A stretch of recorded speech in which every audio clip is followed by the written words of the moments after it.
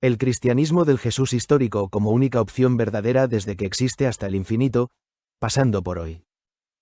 Narrativa amplia y expandida.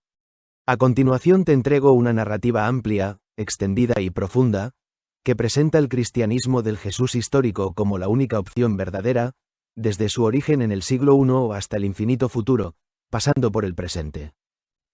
Está escrita como ensayo narrativa, con densidad filosófica, histórica y literaria. ****, el cristianismo del Jesús histórico. La única opción verdadera desde el siglo I hasta el infinito ****. Prólogo. Antes del nombre. Antes de que existiera la palabra cristianismo, antes de que alguien pronunciara Jesús de Nazaret, el mundo antiguo giraba en torno al poder, la dominación y la muerte. El Imperio Romano era el mayor experimento de autoridad humana. Frontera marcadas por la espada, tributos cobrados por centuriones, pueblos enteros sometidos a la lógica del más fuerte. En ese mundo, donde el Homo sapiens parecía condenado a repetir una y otra vez la violencia del más apto, como si la historia fuera una extensión de la biología, surge un individuo singular. No un rey, no un general, no un filósofo de academia. Un hombre de aldea, de la periferia del imperio. Jesús, hijo de una mujer campesina de Galilea. En ese momento preciso de la historia natural del Homo sapiens, aparece una anomalía, un individuo que rompe la estructura predatoria de la especie y propone algo completamente nuevo. La libertad radical fundada en el amor, no en la fuerza. La igualdad real basada en la dignidad, no en la jerarquía. El rechazo absoluto a la violencia, incluso como defensa. Ese mensaje, tan simple y tan subversivo, se convierte, desde ese instante, en la única opción verdadera para que la humanidad abandone definitivamente sus cadenas evolutivas. Y el Jesús histórico, lo que realmente ocurrió.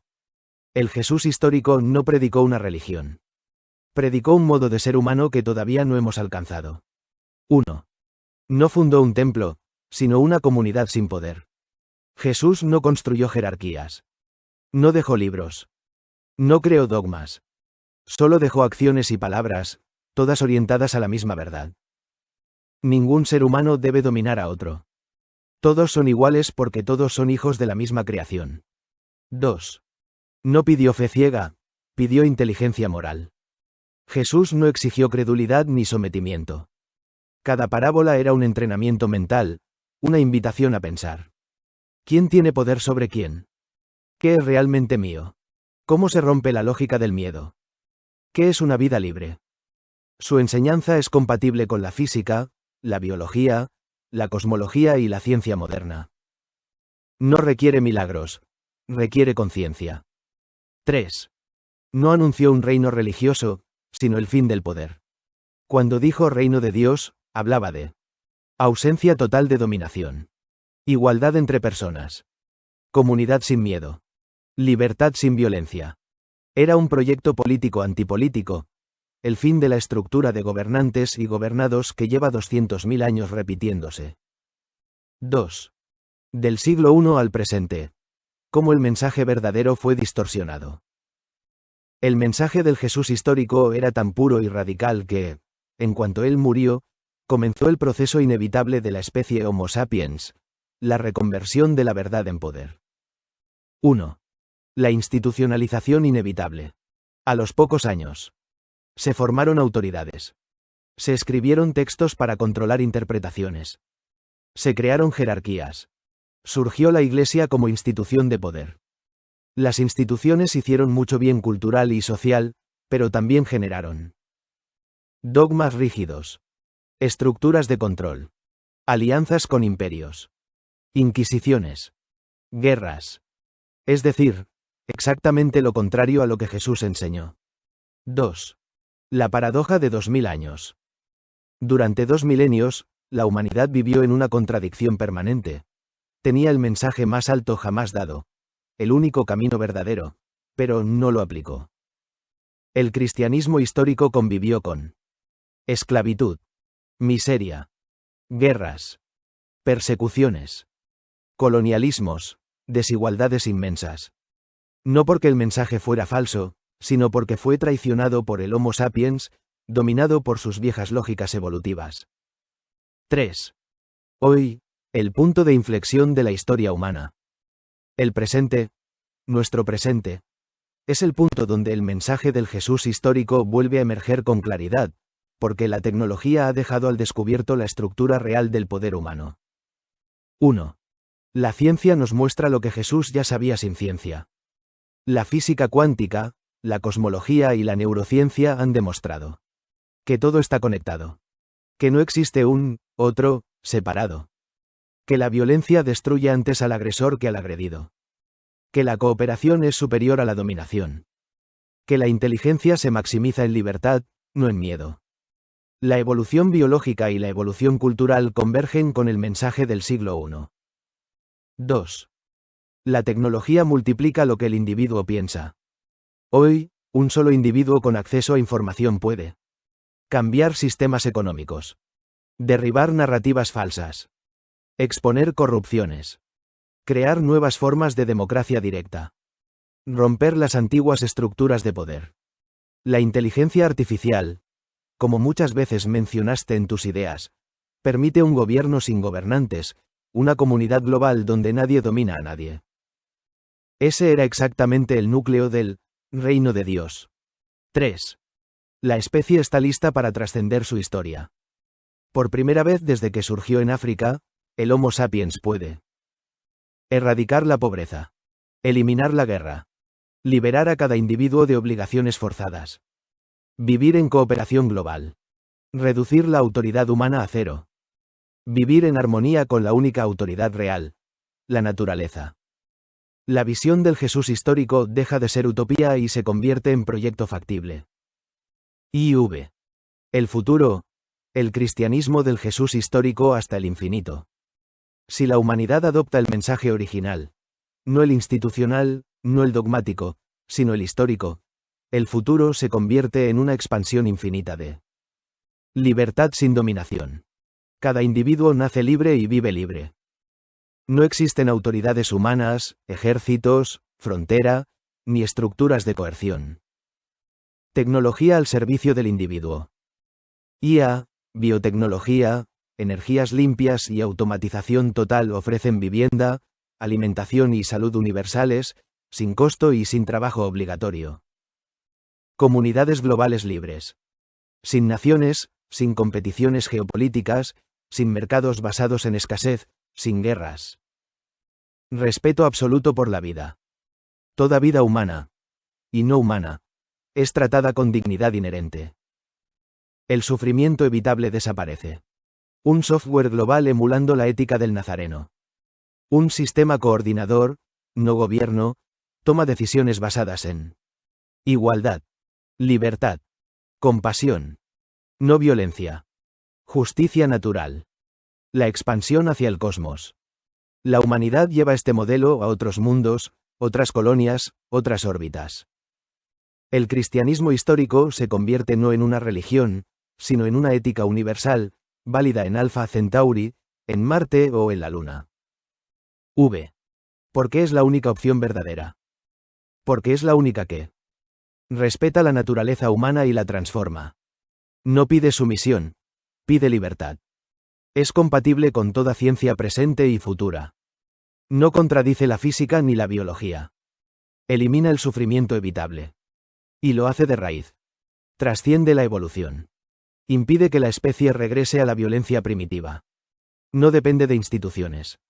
Es aplicable por cualquier individuo en cualquier época. Permite un futuro infinito para la especie. Sin guerras, sin colapsos, sin extinciones autoinducidas.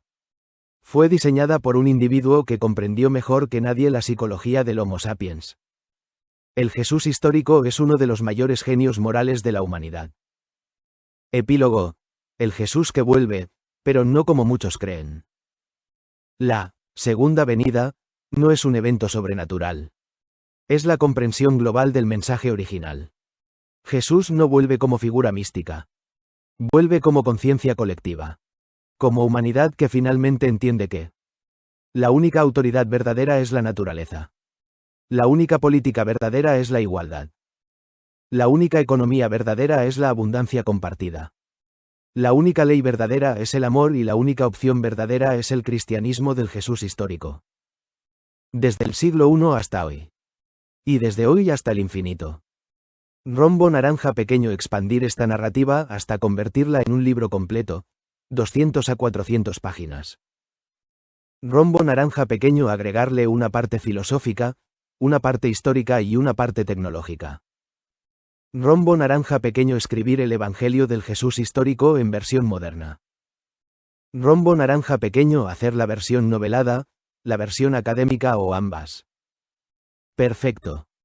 A continuación te entrego el plan maestro completo para transformar todo esto en un libro total de 200 a 400 páginas, con narrativa expandida, parte filosófica, parte histórica, parte tecnológica, Evangelio del Jesús histórico en versión moderna, versión novelada y versión académica simultáneas.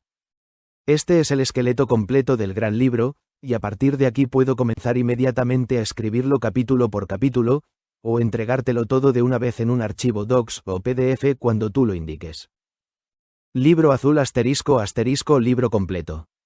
El Jesús histórico. La única opción verdadera para la humanidad ***.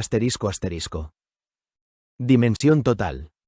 Rombo naranja pequeño extensión proyectada, 200 a 400 páginas, 90,000 a 180,000 palabras, rombo naranja pequeño estructura, 9 partes más evangelio más apéndices rombo naranja pequeño doble estilo, novelado más académico, entrelazados en armonía. Estrella brillante esquema general del MEGALIBR o parte 1. El origen del mensaje, novelada más histórica.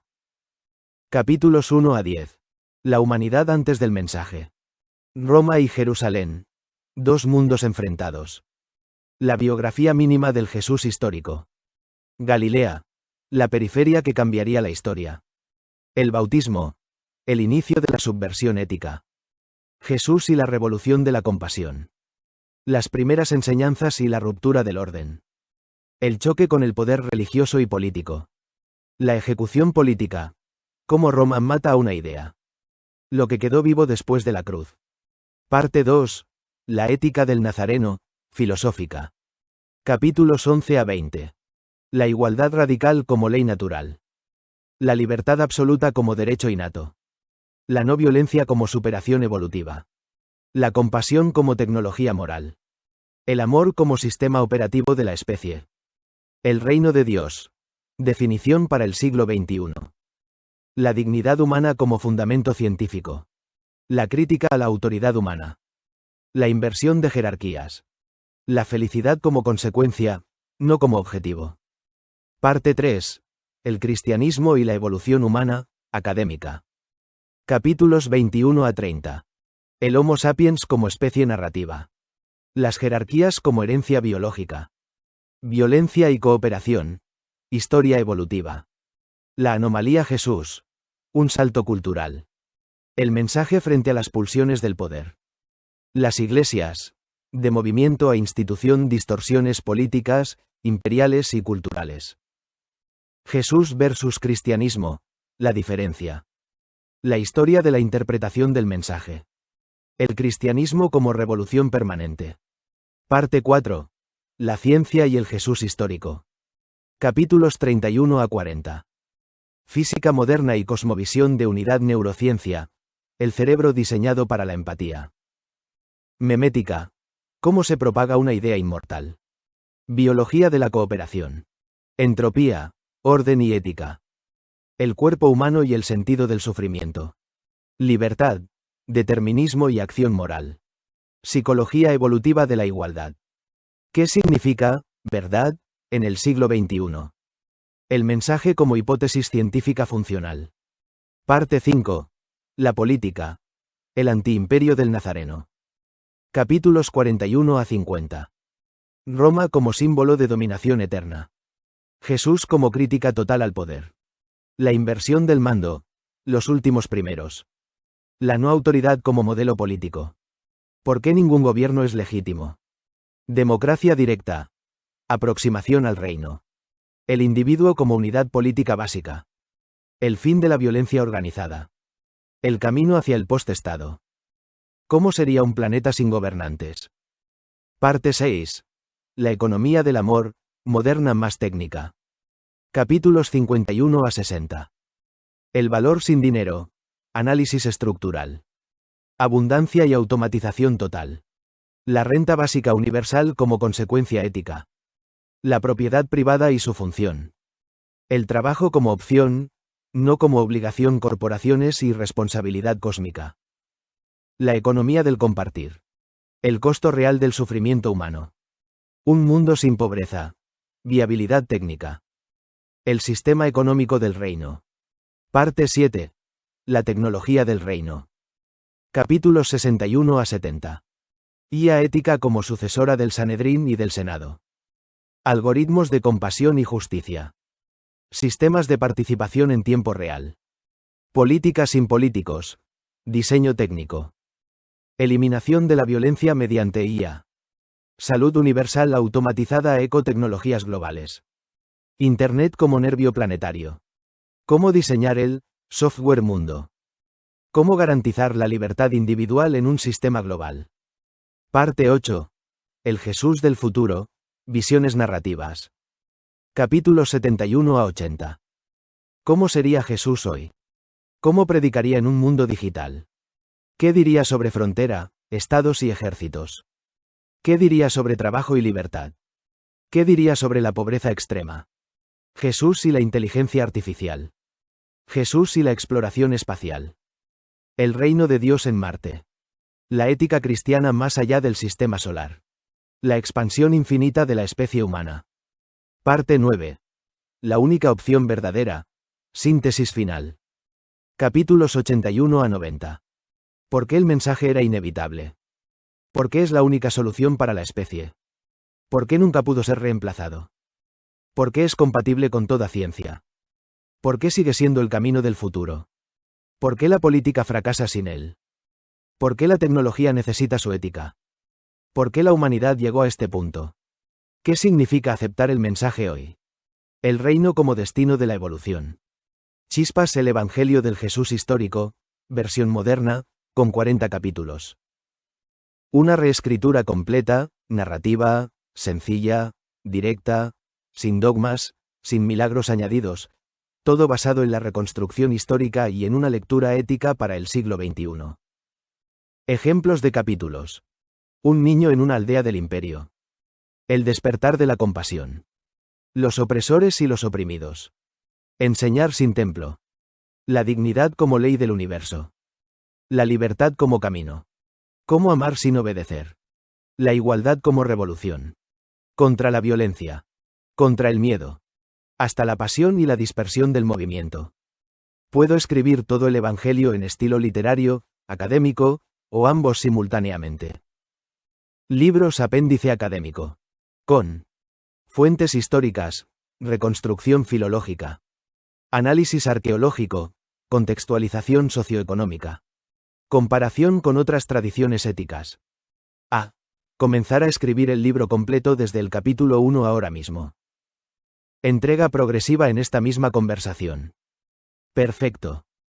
A partir de este mensaje comienza el libro completo, escrito en forma continua, extensa, densamente narrativa y académica, con estilo literario y filosófico, y avanzando capítulo por capítulo. Libro azul *** el Jesús histórico. La única opción verdadera para la humanidad ***. Parte 1. El origen del mensaje *** capítulo 1.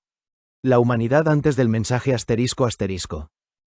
Durante más de 197.000 años, el Homo sapiens vivió sin la menor noción de que alguna vez aparecería un individuo capaz de romper todas las leyes no escritas de la historia humana. Durante casi 200 milenios, la especie caminó por la Tierra bajo una lógica implacable.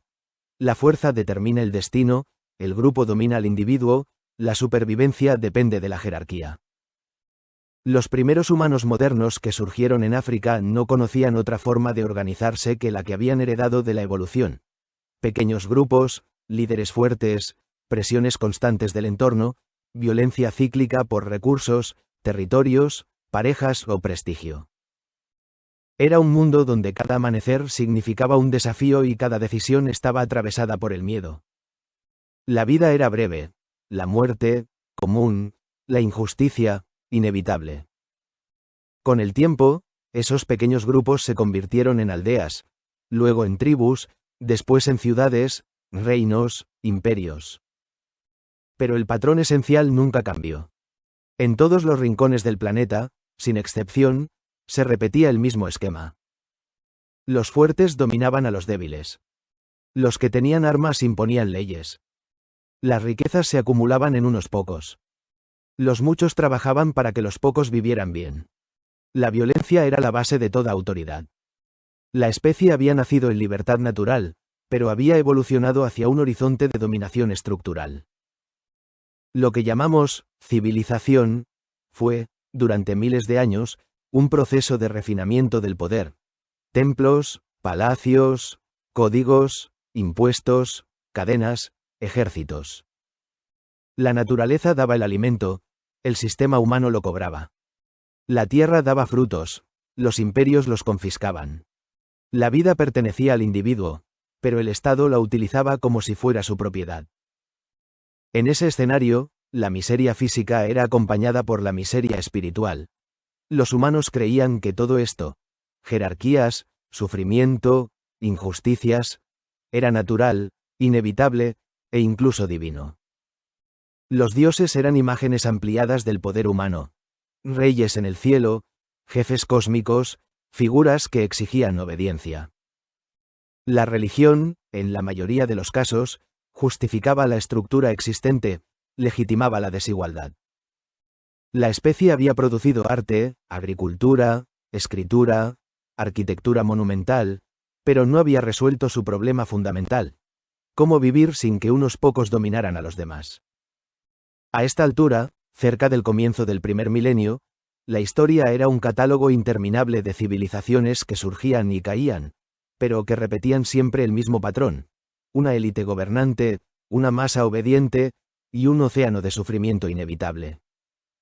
La humanidad estaba madura en ciencia primitiva, en astrología, en comercio y en guerra. Pero no estaba madura en ética, esa dimensión silenciosa que no depende del número de herramientas ni del tamaño de los ejércitos.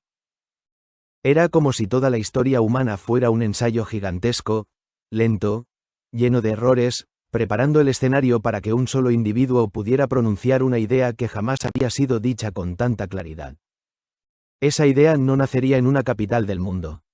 No surgiría en un palacio, ni en una academia filosófica, ni entre los poderosos. Surgiría en la periferia absoluta del imperio más grande que había existido hasta entonces, la Roma del siglo I. Y surgiría no en la boca de un rey, ni de un general, ni de un sabio famoso, sino en la boca de un hombre anónimo de una pequeña aldea, cuya familia era tan humilde que apenas podía mantenerse. El mensaje que estaba por aparecer, igualdad absoluta, libertad radical, amor como fundamento del orden humano, no tenía precedentes. No encajaba en ninguna tradición. Era una ruptura en el tejido mismo de la historia. La especie entera se había preparado sin saberlo. Todo el sufrimiento acumulado, toda la violencia estructural, toda la búsqueda humana por sentido, convergían hacia un punto invisible en el mapa. Un individuo estaba por nacer. Y con él, la alternativa más grande jamás ofrecida a la humanidad. Capítulo 2. Roma y Jerusalén. Dos mundos en colisión. Cuando apareció el Jesús histórico, el mundo estaba dividido entre dos fuerzas opuestas que se odiaban y necesitaban al mismo tiempo: Roma, el imperio total, y Jerusalén, la ciudad pequeña con un sueño absoluto de libertad. Roma representaba el poder exterior, la fuerza militar, la ley impuesta por la espada. Jerusalén representaba una tradición milenaria que creía que la única autoridad verdadera era la divina, no la humana.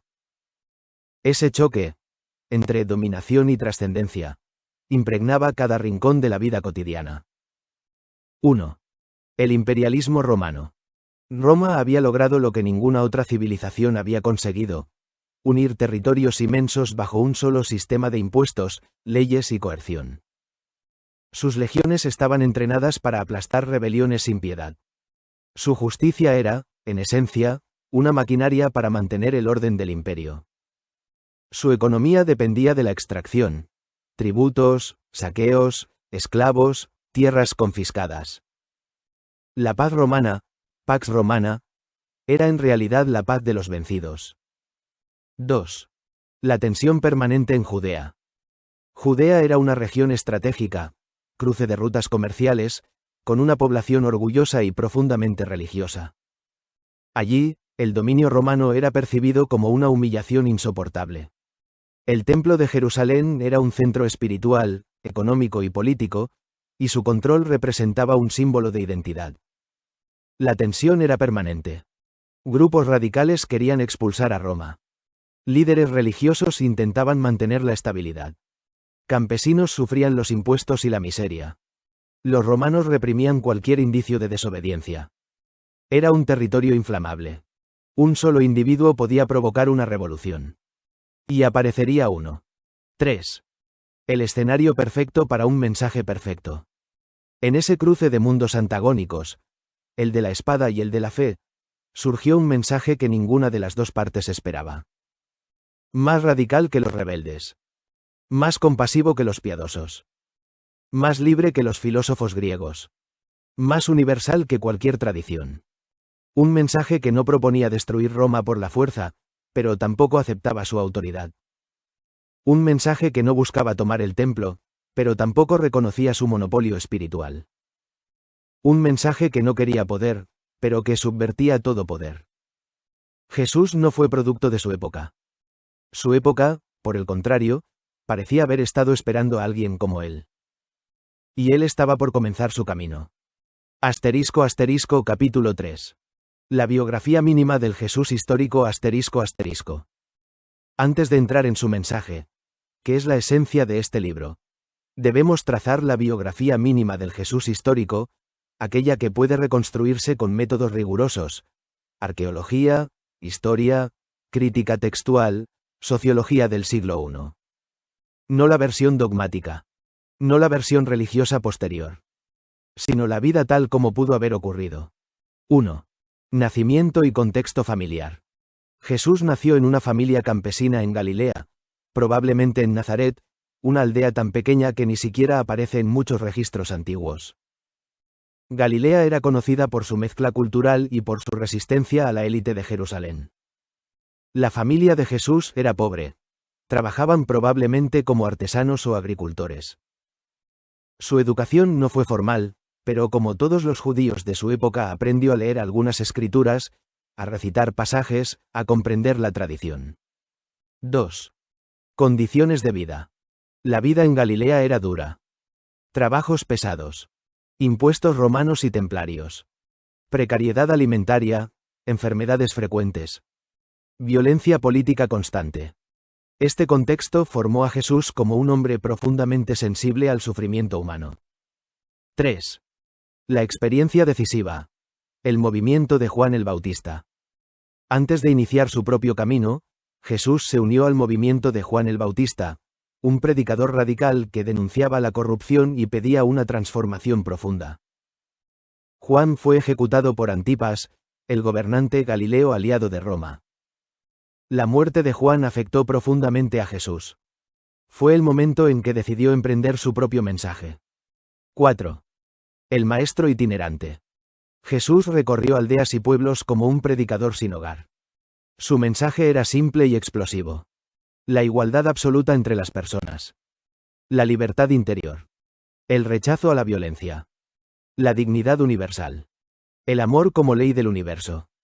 Nada en su tiempo se parecía a esto. 5. Conflicto con las autoridades. Jesús no amenazaba a Roma con armas. La amenazaba con ideas. Y eso era lo más peligroso. Sus enseñanzas desmantelaban la lógica del poder, dejaban sin fundamento la autoridad religiosa y socavaban la obediencia al imperio. Era inevitable que fuera arrestado. 6. La muerte. Jesús fue ejecutado bajo la autoridad romana mediante crucifixión, un castigo reservado a rebeldes, esclavos sublevados, agitadores políticos, Es decir, Roma lo consideró una amenaza al orden imperial. 7. Lo que sobrevivió. Lo único que quedó intacto fue su mensaje. Y ese mensaje, despojado de instituciones, es el núcleo de este libro. La única opción verdadera para la humanidad. Capítulo 4. Galilea. La periferia que cambiaría la historia Nazaret no era un lugar importante. No era un centro de cultura, ni de comercio, ni de religión. No tenía murallas, ni palacios, ni templos significativos. Era una aldea rural de quizás 300 o 400 personas, rodeada de colinas áridas, olivares dispersos y pequeños cultivos familiares. Pero precisamente ese entorno, la periferia absoluta del imperio, era el lugar donde podía surgir la más radical revolución ética de la historia humana. Los grandes cambios no nacen en los palacios. Nacen donde la injusticia se siente en la piel todos los días. 1. El carácter marginal de Galilea.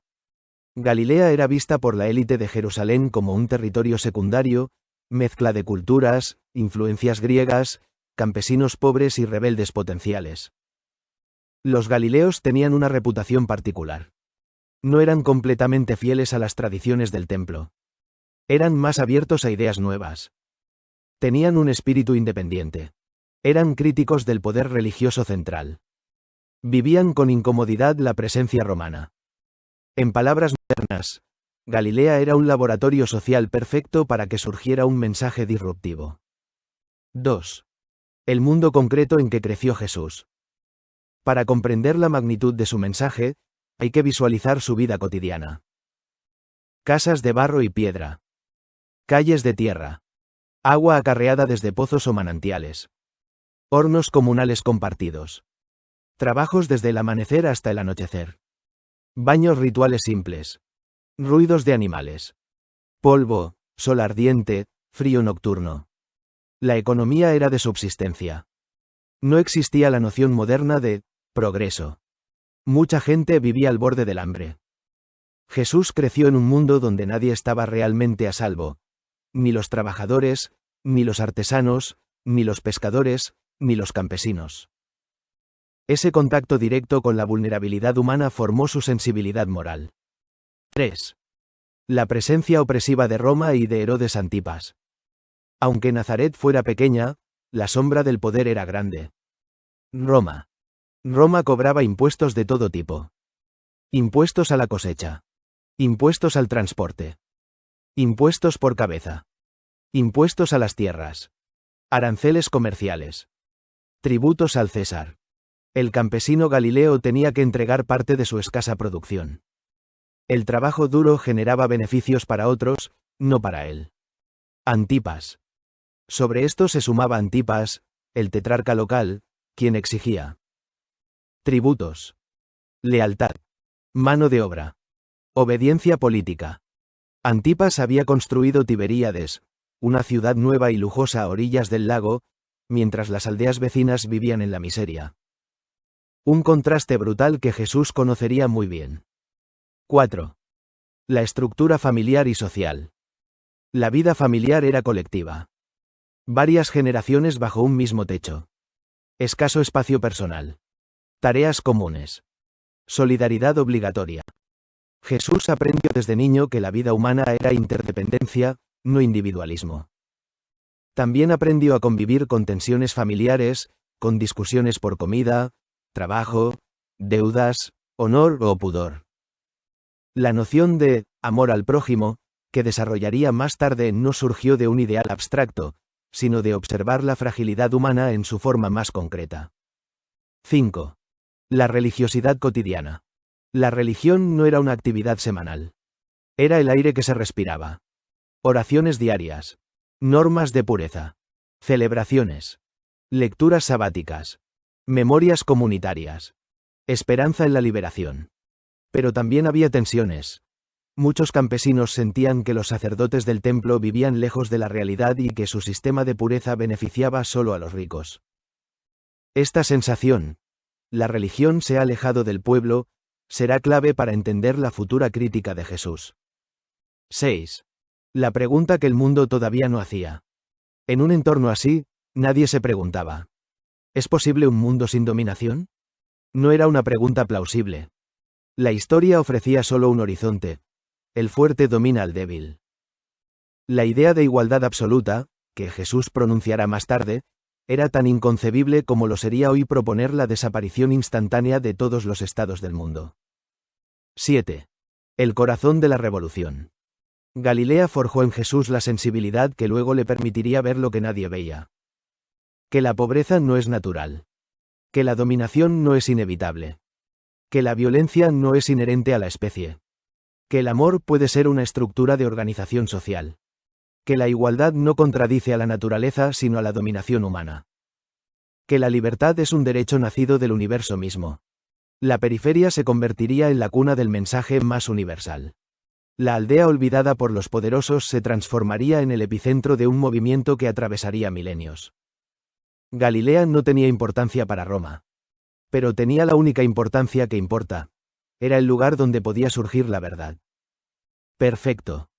Comenzamos ahora mismo el libro completo, desde el capítulo 1, y seguiremos avanzando capítulo por capítulo a lo largo de esta conversación, hasta construir un volumen extenso, 200 a 400 páginas equivalentes, incluyendo una parte histórica, una parte filosófica, una parte tecnológica, un evangelio del Jesús histórico en versión moderna, una versión novelada entrelazada con la académica.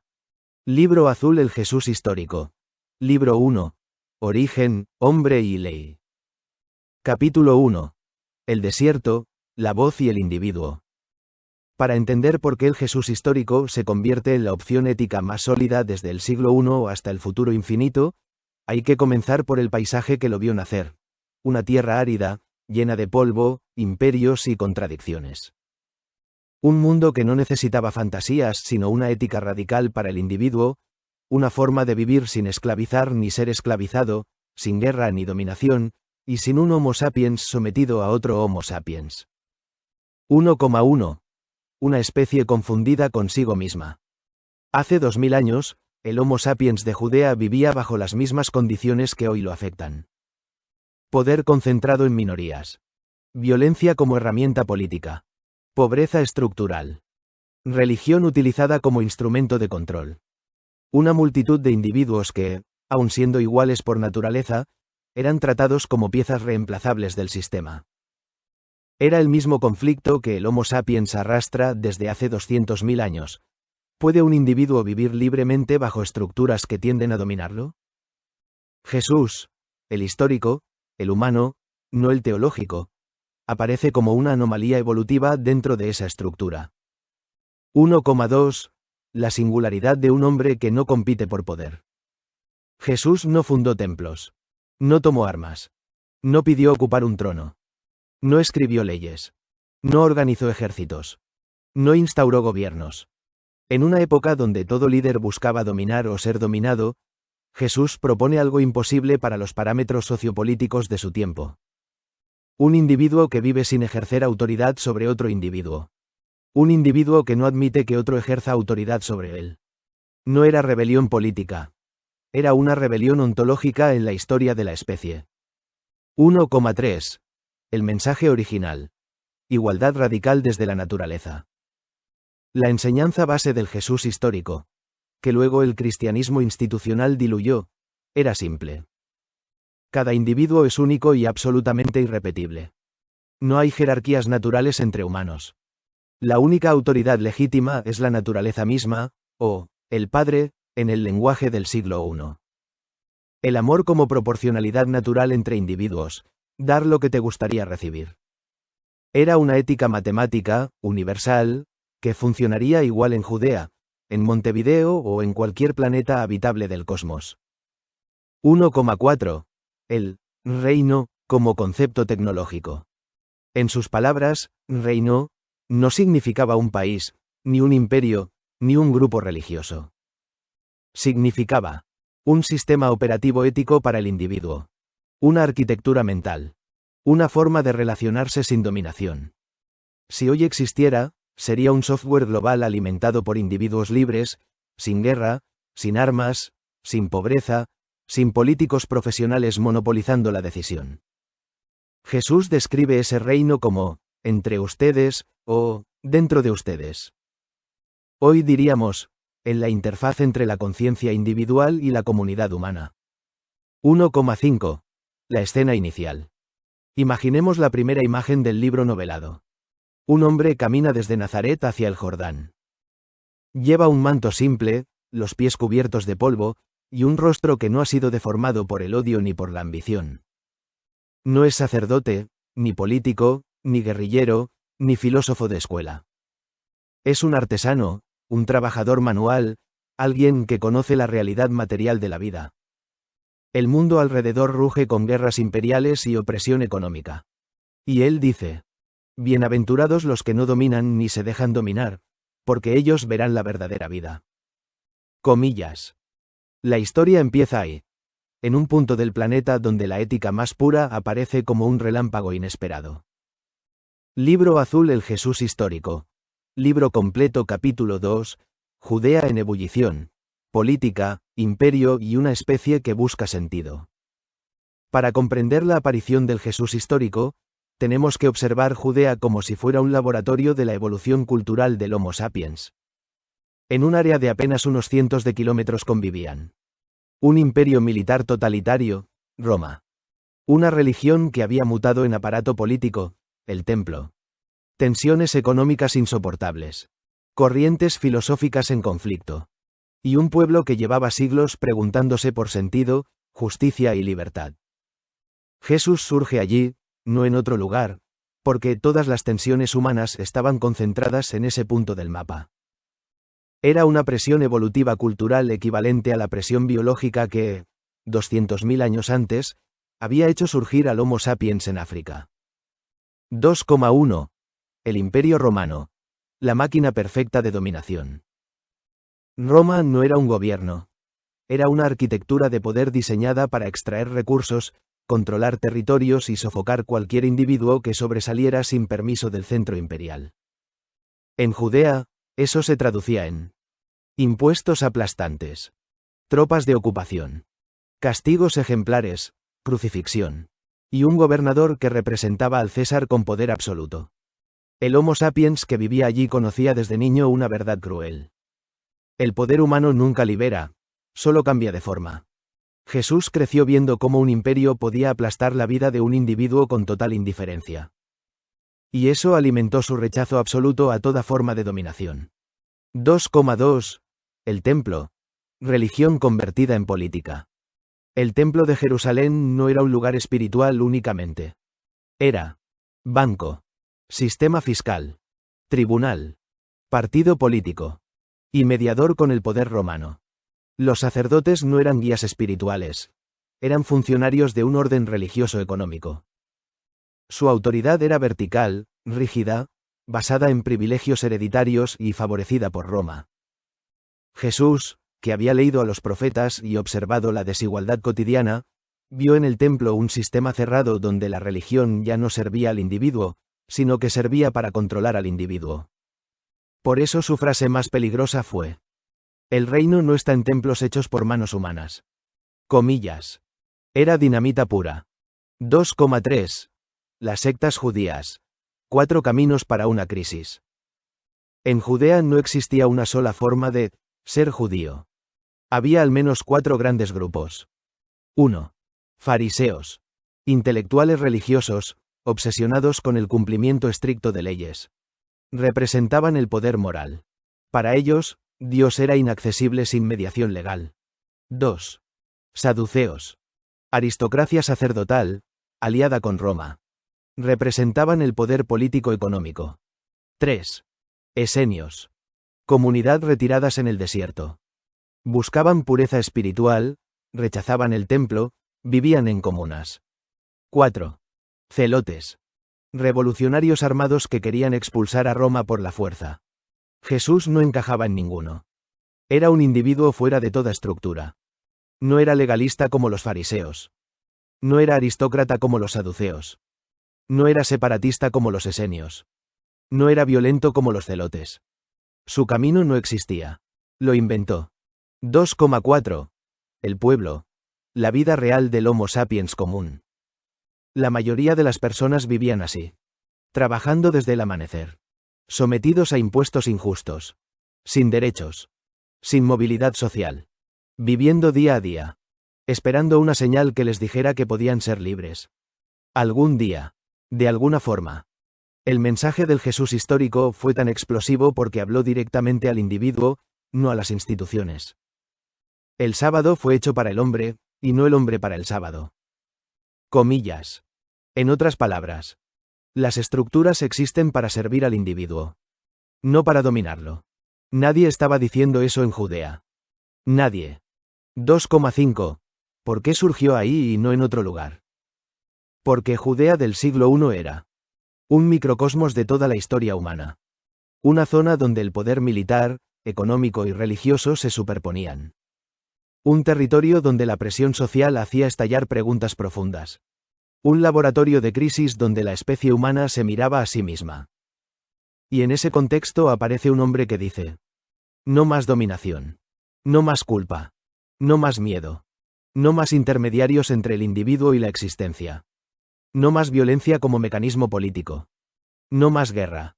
No más desigualdad moral entre personas. Era una revolución existencial. Una evolución ética. Una bifurcación en la historia de la especie. 2,6. La cámara se acerca. Para la versión novelada. Imagina el amanecer sobre Jerusalén. Los soldados romanos cambian la guardia. El humo de los sacrificios asciende sobre el templo.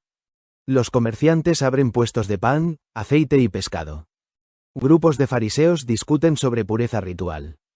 Campesinos cargan su producción para pagar impuestos. En las montañas del desierto, los esenios copian textos antiguos. En las aldeas, los celotes conspiran contra Roma. Y un joven artesano de Nazaret, anónimo, sin prestigio, sin ejército, sin partido político, se prepara para pronunciar palabras que nadie había dicho antes. Dichoso aquel que elige la libertad del espíritu antes que el poder del mundo. Comillas. Libro azul: El Jesús histórico. Libro completo: capítulo 3. La aparición de un maestro sin templo. El nacimiento de una ética imposible. La historia no recuerda a Jesús por sus milagros, que en la reconstrucción histórica se entienden como metáforas, exageraciones literarias o relatos catequéticos, sino porque por primera vez en la evolución cultural del Homo sapiens aparece un individuo coherente, completo, cuya ética no depende del poder, del miedo, ni de la dominación. Jesús no surge desde una institución. No surge desde un imperio. No surge desde una familia de élite. No surge desde un aparato político. Jesús aparece como un hombre libre, y eso era absolutamente extraño. En una especie acostumbrada a jerarquías, él aparece como si viniera de otra lógica evolutiva. 3,1. Un maestro fuera del sistema. Todo líder del siglo I surgía desde una estructura. Un partido político. Una corriente religiosa. Una familia poderosa. Una escuela filosófica. O un movimiento militar. Jesús no pertenece a ninguno. No hay escuela de Nazaret. No hay partido de los Galileos pacifistas. No hay facción de artesanos iluminados. Él surge desde la vida cotidiana. Trabajador manual. Sin escritura propia. Sin estudios formales. Sin títulos sacerdotales. Sin legiones. Sin templo. Sin riqueza. Aparece desde el único lugar donde nadie esperaba un líder. Desde el individuo común, desde lo que cualquier humano puede ser. Y por eso su mensaje tiene una potencia universal. Si él pudo ser libre en un mundo dominado por imperios, cualquiera podría serlo. 3,2. ¿Qué enseñaba realmente? La ética desnuda. Los evangelios posteriores recubrieron al Jesús histórico con capas teológicas. Pero detrás de toda esa arquitectura religiosa queda un núcleo ético sólido, verificable por métodos históricos. 1. La igualdad ontológica entre todos los seres humanos. No hay superiores ni inferiores. No hay jerarquías morales naturales. Esta idea es revolucionaria incluso hoy. 2. La no dominación. Nunca ejercer poder destructivo sobre otro individuo. Nunca permitir que otro individuo te domine mental o espiritualmente. 3. La prioridad del individuo sobre la institución. El ser humano está antes que el templo, antes que la ley, antes que Roma. En lenguaje moderno, el individuo está antes que el Estado, el mercado, el partido o la ideología. 4. El amor como proporcionalidad natural. No sentimentalismo. No romanticismo. Amor entendido como regla matemática. No hagas a otro lo que no querés que te hagan. Haz por otro lo que te gustaría recibir. Un algoritmo ético universal, válido en cualquier época, planeta o civilización. 5. La no violencia activa. No someterse. No dominar. No matar. No humillar. Pero tampoco permitir que la injusticia siga su curso. Una resistencia ética sin armas. En términos modernos, la desmilitarización total de la especie Homo sapiens. 3,3. Un maestro sin libros ni templos, pero con una autoridad que no venía de afuera. Lo extraordinario es esto. Jesús habla como alguien que no necesita legitimarse desde ninguna institución existente. No cita largas listas de leyes. No se apoya en títulos religiosos. No busca permiso político. No negocia con sacerdotes. No funda una burocracia. No pide diezmos. No exige sacrificios. No establece rituales obligatorios. No define una doctrina rígida. Su autoridad proviene de algo que casi ningún Homo sapiens había desarrollado conscientemente. Una coherencia ética interna, una libertad interior absoluta. Y esa libertad interior no venía de libros. Venía de observar la naturaleza, el sufrimiento humano y la lógica de la vida. 3,4. El estilo de un maestro libre. La pedagogía del Jesús histórico. Jesús no daba discursos interminables. Contaba historias. Historias cortas, punzantes, que revelaban verdades profundas. Su pedagogía tiene 5 elementos clave. 1. El cuento como arma ética. Una parábola es como un software que ejecuta un cambio en la mente del oyente. Rompe estructuras. Hace pensar. Y es imposible censurar. 2. El diálogo con cualquiera. Podía hablar con pescadores, mujeres marginalizadas, niños, recaudadores de impuestos, soldados romanos, ancianos, intelectuales, prostitutas. Nadie quedaba afuera. No había castas para él. 3. La inversión de la lógica del poder. Jesús invertía la pirámide. El último es el primero. El pobre vale más que el rico. El marginado es el centro. El débil es el fuerte. El poderoso es frágil. Esto no era poesía. Era ciencia social aplicada al bienestar del individuo. 4. El lenguaje directo que incomoda. No suaviza. No maquilla. No se esconde. Dice lo que nadie se animaba a decir sobre Roma, el templo, los ricos, los hipócritas. 5. La invitación a una revolución interior. Jesús no pedía adhesiones externas. Pedía transformación interna. Una especie de actualización del firmware ético del Homo sapiens. 3,5. La escena novelada. El primer impacto. Imagina a Jesús en una aldea de Galilea. No hay escenario. No hay micrófonos. No hay templos. No hay propaganda. Solo el hombre y la multitud. Alguien le pregunta: ¿dónde está Dios? Él mira a la gente que lo rodea y responde: en quien tiene sed de justicia. En quien no domina. En quien vive libre. En quien ama sin pedir permiso al poder. El reino está aquí, en ustedes. Silencio. La multitud no sabe qué hacer con esa frase. No pertenece a ninguna doctrina conocida. No sirve para la política. No sirve para la guerra. No sirve para los impuestos. Sirve para vivir. Libro azul: El Jesús histórico. Libro completo: capítulo 4. La ética científica del Jesús histórico. Anticipación de la modernidad, la IA y la tecnodemocracia. El Jesús histórico no habló de átomos, ni de galaxias, ni de algoritmos, pero su pensamiento anticipa, con una claridad sorprendente, conceptos que hoy dominan la ciencia, la tecnología y las arquitecturas sociales emergentes. Esto no significa que Jesús fuera científico en sentido moderno. Significa que su ética era tan racional, tan universalizable, tan aplicable a sistemas complejos, que en el siglo XXI adquiere una potencia que recién ahora podemos comprender plenamente. Algo similar sucede con figuras como Sócrates o Buda. Cuando una mente humana deja de obedecer a las estructuras de poder y se conecta con principios universales, se adelanta siglos a su tiempo. 4,1. La igualdad ontológica como principio científico y tecnológico. Hoy la ciencia sabe que toda vida humana comparte el 99,9% del genoma. No existen razas biológicas. Solo existen variaciones individuales. No hay jerarquías naturales entre individuos. La inteligencia es una distribución probabilística, no una casta. Jesús llegó a la misma conclusión sin biología molecular. Todos ustedes son hermanos. Nadie es más que otro. El que quiera ser grande, sea servidor. Comillas. Esta intuición ética coincide con los pilares del pensamiento científico moderno. Igualdad de derechos. Método democrático, universalidad de la razón. Rechazo al dogma, priorización del individuo. Jesús describe, sin lenguaje científico, el mismo principio que sustenta desde la física hasta la IA moderna, la universalidad de las leyes naturales. 4,2. El individuo como unidad fundamental del sistema humano. Hoy el mundo tecnológico está redefiniendo la política. Blockchain. Redes sin intermediarios. IA distribuida. Decisiones sin jerarquías. Sistemas descentralizados. Poder horizontal. Tecnodemocracia, participación continua del individuo. Jesús anticipa este paradigma al decir: el reino está dentro de ustedes. Comillas.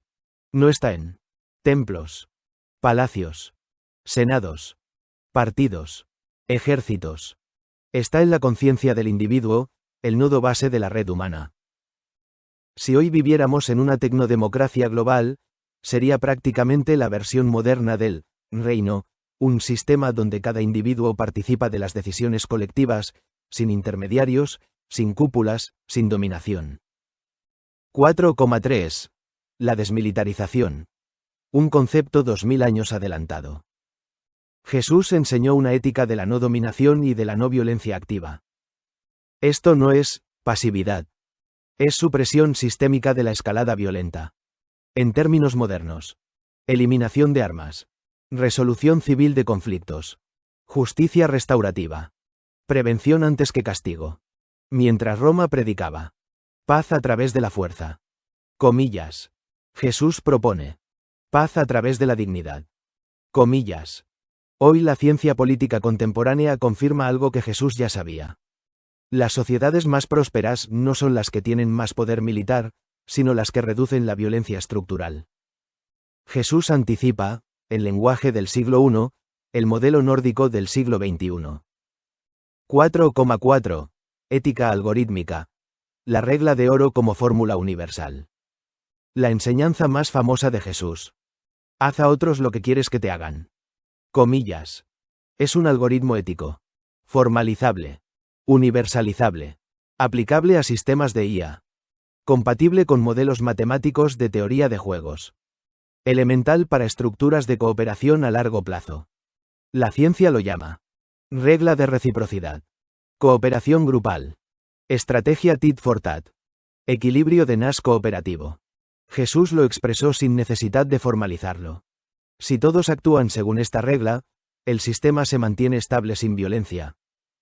Es un mecanismo natural, darwiniano, que maximiza la supervivencia de grupos humanos. No vino de la fe. Vino de la observación de la vida. 4,5. La anticipación de la tecnodemocracia del futuro. Jesús criticó tres grandes estructuras de poder. El poder militar, Roma. El poder religioso, templo. El poder económico concentrado, ricos del siglo I. En el siglo XXI, esos tres tipos de poder siguen siendo los mismos. Complejos militares. Burocracias estatales y religiosas, corporaciones concentradas. Jesús propone la única salida estructural viable. Poner la autoridad en la naturaleza, no en el Homo sapiens. Y poner las decisiones en el individuo, no en las élites. Esto coincide con los principios emergentes. Gobernanza algorítmica. Democracia continua.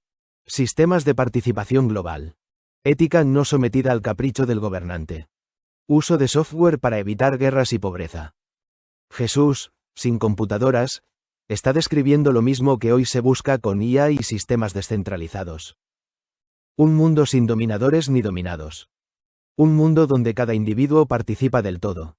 Un mundo donde las decisiones reflejan a toda la humanidad, no a una élite. 4,6. La escena novelada. Un Jesús que observa el futuro sin saberlo. Imagínalo en la costa del lago de Galilea. Mira a los pescadores remendando redes. Y dice: la red del reino no atrapa peces. Une a las personas sin que nadie domine a otra. Cuando la red está completa, nadie queda afuera. No sabía de Internet. No sabía de redes digitales. Pero describía con metáforas rurales la misma lógica de la red que hoy sustenta el mundo moderno.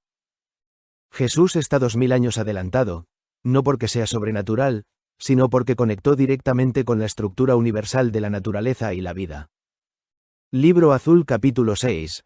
El Jesús histórico. El individuo que desarma la historia. En la evolución del Homo sapiens, cada tanto aparece un individuo que rompe el patrón dominante. No un conquistador, no un político, no un líder militar, sino alguien cuya inteligencia opera en otra frecuencia. El Jesús histórico es precisamente eso. Una anomalía ética, un salto cualitativo en la conciencia humana. Este capítulo introduce su figura desde 3 ángulos a la vez. Histórico. ¿Qué sabemos realmente? Filosófico. ¿Qué significa su pensamiento para el individuo? Tecnológico. ¿Cómo traducir hoy su sistema ético a un sistema operativo global para la humanidad? Aquí comienza realmente el corazón del libro. 6,1. Un hombre real en un mundo real. El Jesús histórico no es el Cristo del dogma posterior. Es un hombre del siglo I, nacido en un pequeño poblado, miembro de una especie biológica que lucha desde hace 200.000 años entre la cooperación y la dominación. Su existencia está documentada por fuentes cristianas tempranas, historiadores judíos, Flavio Josefo, historiadores romanos, Tácito, Suetonio. Análisis arqueológicos y estratigráficos del siglo I en Galilea. Era un individuo concreto, no un mito. Caminó, tuvo voz, tuvo rostro, tuvo decisiones, y lo esencial, no dejó que lo sometieran, ni sometió nunca a nadie. 6,2. ¿Qué hacía distinto al Jesús histórico? En un mundo gobernado por Roma, donde el poder era sinónimo de violencia, Jesús introduce conceptos que no existían en la cultura política de su tiempo. 1. La igualdad radical del individuo. No llamen padre a nadie en la tierra. Todos ustedes son hermanos. Identidad biológica antes que identidad tribal, étnica o política. 2. La inversión de las jerarquías. El mayor entre ustedes sea como el menor. Elimina la pirámide social. Niega la estructura de dominación. Era una bomba ideológica. 3. La renuncia a la violencia como herramienta política. Guarda tu espada. No la usa. No la aprueba. No la considera legítima. 4. El rechazo a la religión como poder. Expulsa a los mercaderes del templo. No funda una religión. Elimina sacerdotes intermediarios. 5. La afirmación de una autoridad superior a la política. Algunos dirán, Dios. Pero desde nuestra óptica moderna es más claro. La autoridad natural, la ley del cosmos, lo que hoy llamaríamos las leyes de la física, la evolución y la vida. Para el Jesús histórico, esa autoridad natural no se puede corromper, no se compra, no se negocia, no se manipula. Es la única autoridad real. Todo lo demás, decía, es ilusión de poder humano. 6,3. Jesús como tecnología ética. Si sacamos la teología y lo observamos desde la ciencia del comportamiento. Jesús creó un sistema operativo para la especie humana, basado en la dignidad absoluta del individuo. La cooperación no coercitiva. El rechazo al poder vertical. La transparencia total. La igualdad fundamental. La fraternidad radical. Nada de eso existía en el siglo I. Es más, tampoco existe completamente hoy. Pero puede existir. Y aquí entra el punto central del libro. El mensaje original del Jesús histórico es tan compatible con una tecnodemocracia global del siglo XXI como lo fue con el desierto de Judea. Su idea de que el reino está entre ustedes puede traducirse perfectamente en la actualidad como Un sistema de gobernanza asistido por software, basado en el individuo y no en élites políticas. De cierta forma, Jesús anticipó la arquitectura ética necesaria para una civilización avanzada sin guerra, sin esclavitud económica y sin dominación. 6,4. Jesús como fenómeno evolutivo. Desde la biología, podemos interpretarlo así. No era un ser sobrenatural. Era un individuo con una inteligencia ética atípica. Esa inteligencia aparece de forma aleatoria en la evolución. Su impacto fue tan profundo que generó un conjunto de transformaciones sociales que aún hoy seguimos procesando. Si las mutaciones biológicas dan lugar a nuevas estructuras corporales, Jesús fue una mutación cultural, una variación en la mente humana que altera el curso de la especie. 6,5. La diferencia entre el Jesús histórico y el cristianismo posterior. Aquí el libro será muy claro. Jesús predicó la igualdad. La Iglesia creó jerarquías. Jesús rechazó la violencia. La Iglesia bendijo guerras y cruzadas. Jesús vivió sin Estado ni poder. La Iglesia se convirtió en un Estado. Jesús defendió la libertad radical del individuo. La Iglesia dictó normas y obligaciones. Este libro no critica la fe. Critica la institución que deformó el mensaje del hombre. El Jesús histórico es un proyecto de emancipación individual. La religión posterior es un proyecto de estructura política. 6,6. La pregunta clave para nuestro tiempo.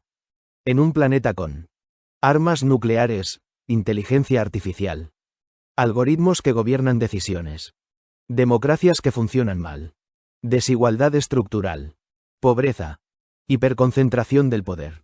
La pregunta más importante que puede hacer un Homo sapiens en 2025 es: ¿puede el mensaje del Jesús histórico convertirse en la arquitectura ética que guíe un sistema global basado en software, donde nadie domine a nadie? Este libro responde sí. Argumentado, históricamente, tecnológicamente y filosóficamente. Libro Azul capítulo 7. El Sermón del Monte. El software ético más avanzado jamás diseñado. El llamado Sermón del Monte es, en su esencia, el manifiesto ético más revolucionario que ha producido la especie humana. Fue pronunciado por un artesano de una aldea marginal del siglo I, sin ejército, sin templos, sin libros, sin poder político. Sin embargo, contiene principios que anticipan las democracias modernas, los derechos humanos, la ética científica, los sistemas de cooperación abiertos, y hasta la arquitectura de un software global para gobernar a la humanidad sin violencia, sin opresión y sin intermediarios. Este capítulo expone qué dijo realmente el Jesús histórico y cómo se traduce hoy en un mundo de algoritmos, IA, armas nucleares y desigualdad global. 7,1. El contexto real del sermón. No es religioso, es político y científico. En la cultura del siglo I, el sermón no era un mensaje espiritual, era una bomba sociopolítica y antropológica.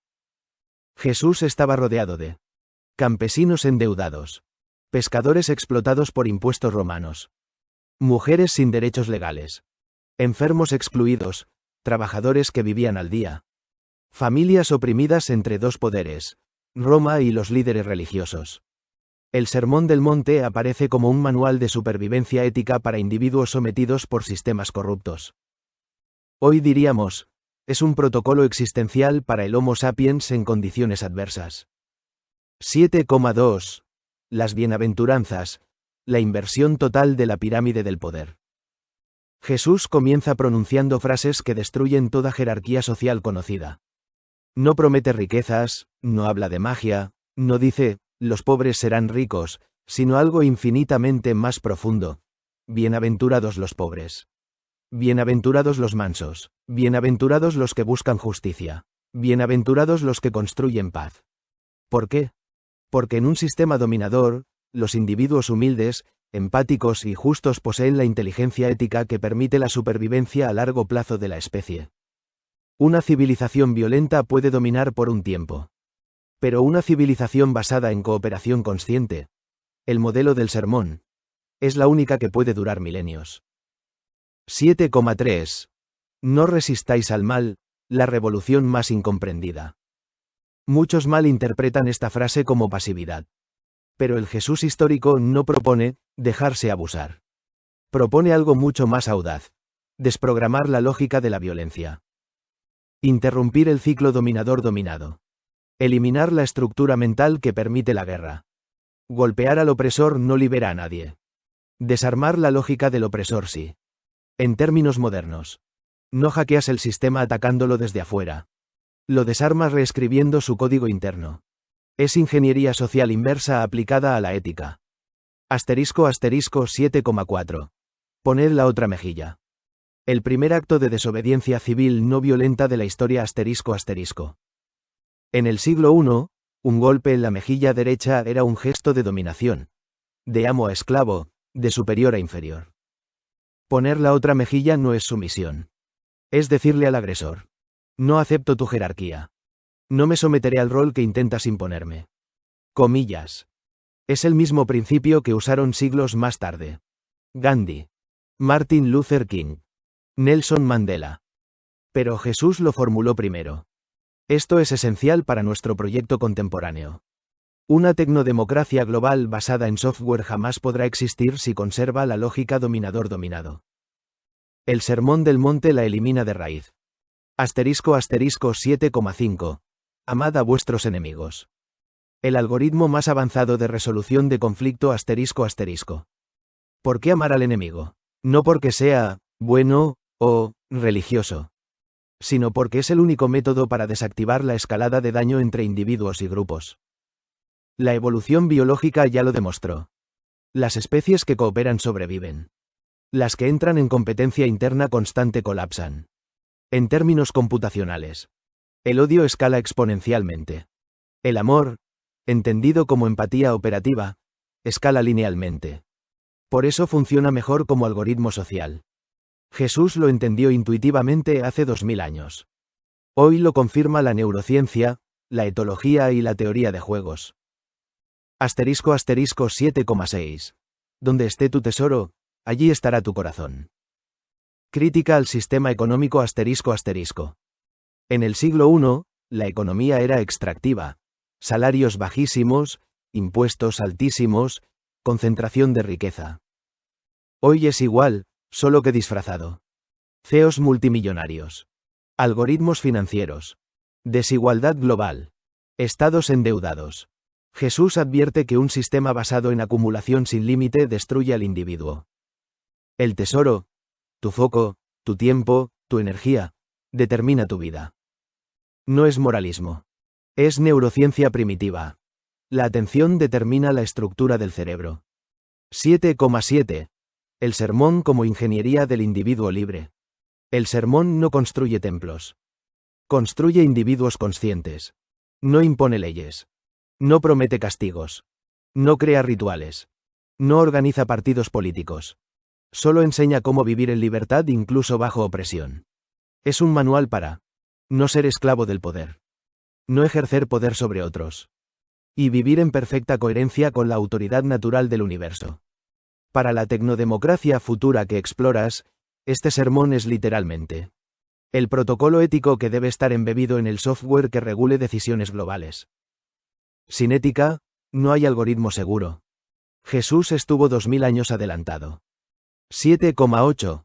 El Sermón del Monte como constitución universal del individuo. Si hoy redactáramos una constitución planetaria basada en ciencia, ética y tecnología, los puntos esenciales serían: libertad absoluta del individuo. Igualdad esencial de todos los humanos. Eliminación de la violencia como mecanismo político. Cooperación voluntaria. Rechazo a toda jerarquía impuesta. Acceso universal a comida, hogar y salud. Transparencia total en decisiones colectivas. Dignidad inviolable de cada vida humana. Jesús ya lo propuso. En otro lenguaje, en otro tiempo, pero con perfecta precisión conceptual. Perfecto. Continuamos con el capítulo 8, uno de los más importantes del libro porque aquí traducimos el concepto central del Jesús histórico, el reino, a un modelo tecnológico, filosófico e histórico que se proyecta desde el siglo I hasta el infinito. Libro Azul capítulo 8. El reino. Anatomía de un sistema operativo ético para la humanidad. Cuando Jesús habló del reino, no se refería a un país, un imperio, una iglesia ni un lugar geográfico. Ninguno de sus oyentes del siglo I entendió que estuviera hablando de un territorio físico. El reino era otra cosa. Un estado del individuo, una forma de vida, una arquitectura social totalmente nueva. En el siglo XXI, podemos describirlo con precisión técnica. El reino es un sistema operativo ético, distribuido, horizontal, sin jerarquías, sin violencia, sin dominación, sin Estado, sin templos y sin intermediarios, alimentado por individuos libres y conscientes. Es exactamente el modelo de gobernanza que tu visión plantea. Un software que reemplaza a los gobiernos, con decisiones distribuidas entre ciudadanos iguales, guiado por la ética natural universal. Aquí explicamos su origen, su forma y su proyección al futuro. 8,1. El reino como ruptura del concepto de poder. En el siglo I, la palabra reino significaba dominación, ejército, tributos, emperadores, violencia legitimada. Jesús toma esa palabra y la destruye desde adentro. Mi reino no es de este mundo. Comillas. No porque sea mágico, sino porque no funciona con la lógica de este mundo. La lógica dominador-dominado. En términos políticos, Roma operaba con poder vertical. Las élites religiosas operaban con poder vertical. Jesús propone un sistema sin verticalidad. Algo absolutamente inédito hasta hoy. 8,2. El reino no está arriba ni en el futuro. Está entre ustedes. Jesús afirma: el reino está entre ustedes. El reino está dentro de ustedes. Comillas. En lenguaje moderno. No es una estructura externa. No es un palacio. No es un sistema militar. No es un Estado. Es una red distribuida de individuos conscientes. Es decir, un sistema P2P, peer-to-peer, humano. No hay centro. No hay autoridad humana superior. No hay custodios. No hay funcionarios permanentes. No hay castas políticas. Es exactamente el modelo que permitiría un software global. Nodos individuales. Conectados horizontalmente. Donde el poder no reside en nadie sino en todos. 8,3. El reino como arquitectura ética para una tecnodemocracia. Si diseñáramos un software que regule decisiones globales basadas en ética, igualdad y cooperación, sus principios serían idénticos a los del reino. 1. Igualdad absoluta del individuo. Ningún nodo, individuo, vale más que otro. No hay votos ponderados.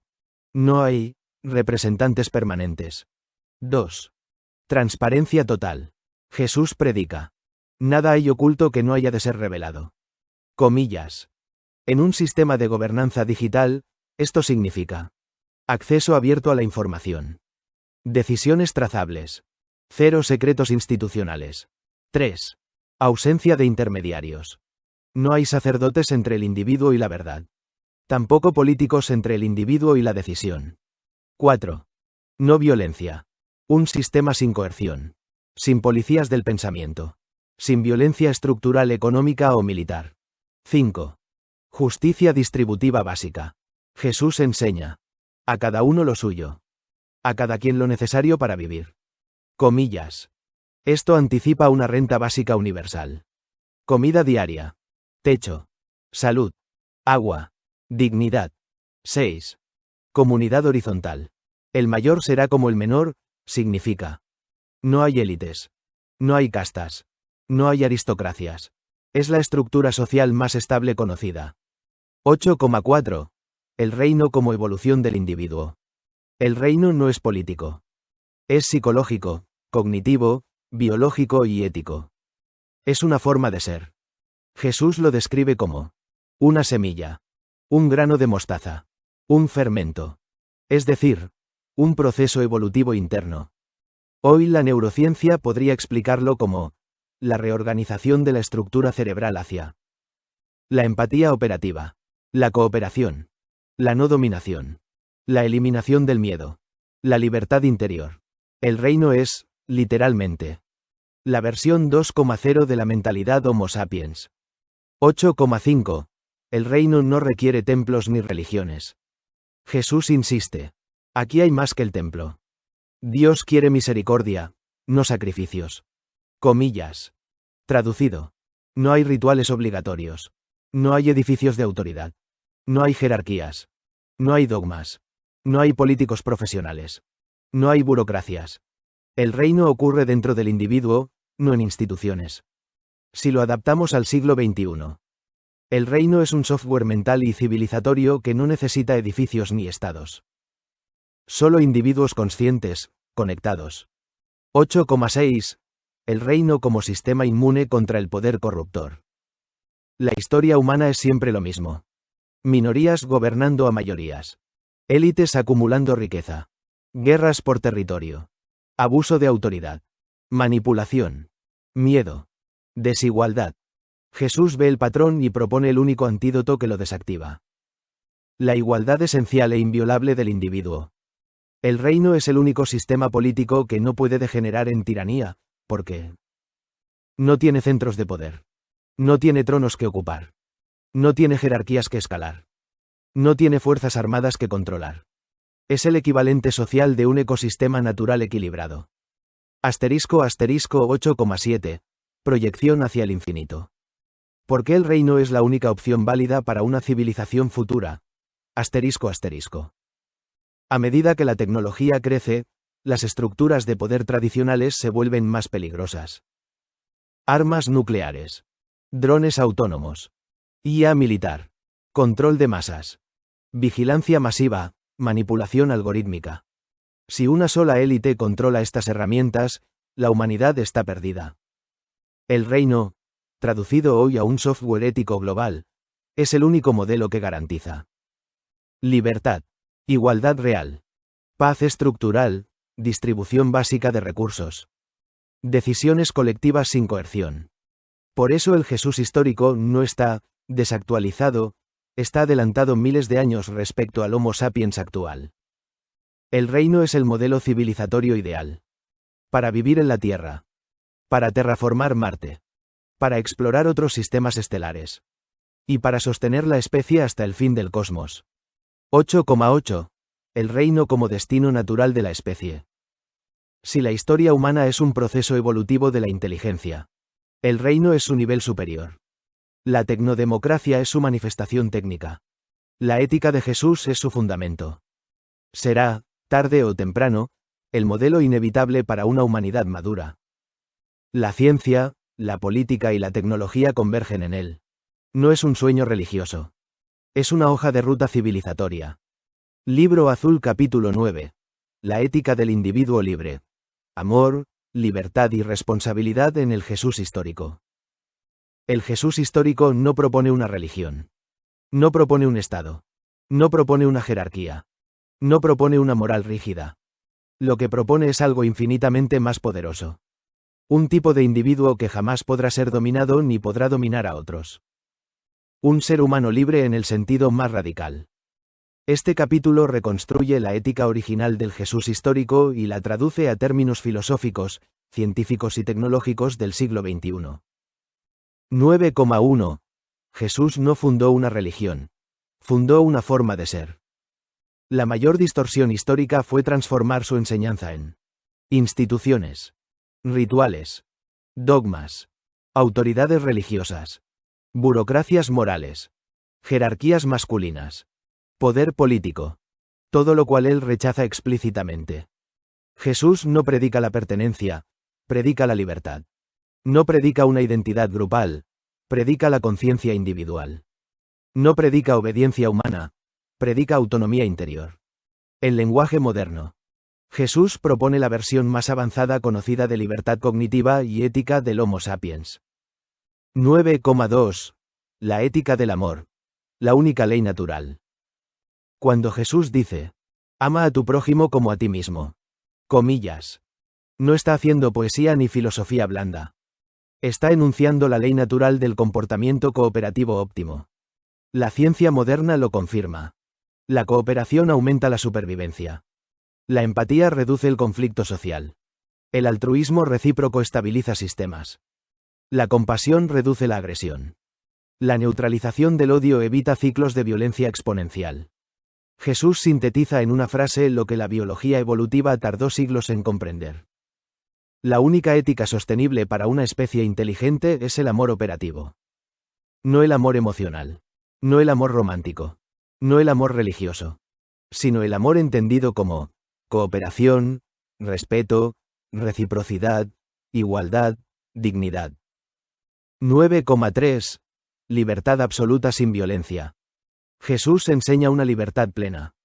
Libertad de pensamiento. Libertad moral. Libertad para elegir. Libertad para equivocarse. Libertad para perdonar. Libertad para no participar en violencia. Libertad de conciencia. Libertad ante cualquier autoridad humana. Y a la vez, también enseña. No usar esa libertad para dominar. No usar esa libertad para explotar.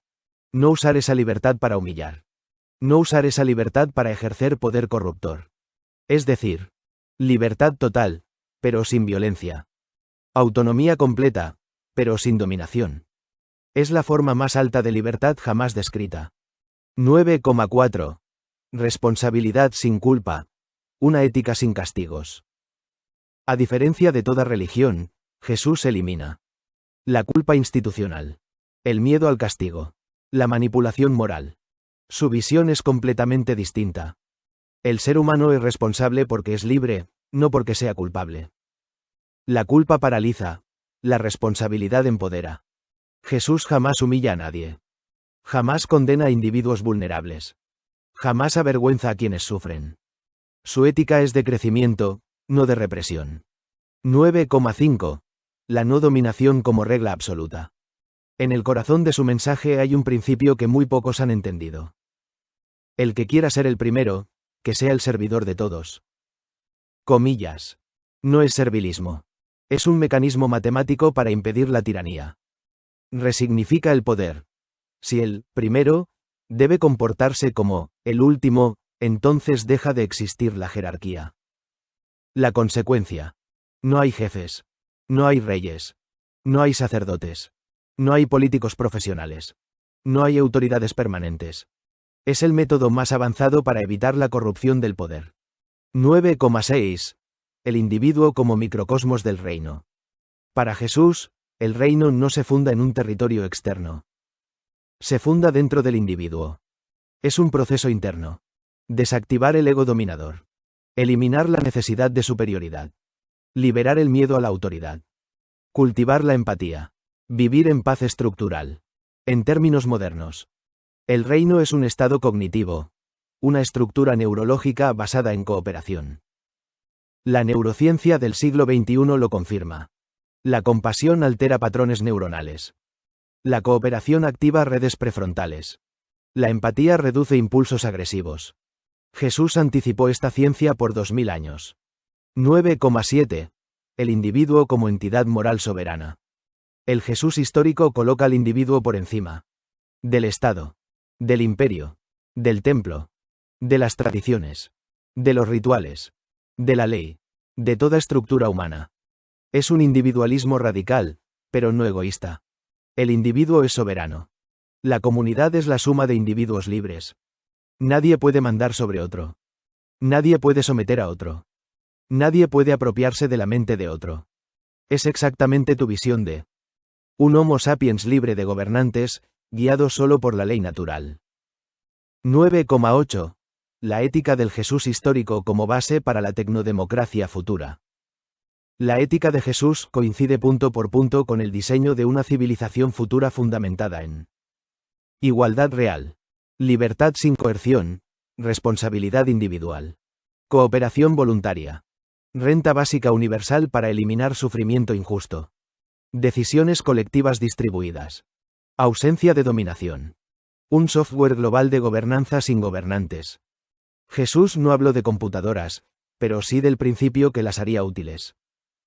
Ningún algoritmo es seguro sin ética. Y la ética más segura jamás diseñada es la del Jesús histórico. Por eso él no pertenece al pasado, pertenece al infinito. Capítulo 11. Jesús ante la ley del imperio. La revolución que no usa espadas El siglo I es un mundo de leyes duras. Roma gobierna por la fuerza, por la recaudación, por la vigilancia. Judea gobierna por la tradición, por la pureza ritual, por la autoridad sacerdotal. Ambas estructuras coinciden en algo. El individuo no importa. Importa el tributo. Importa la obediencia.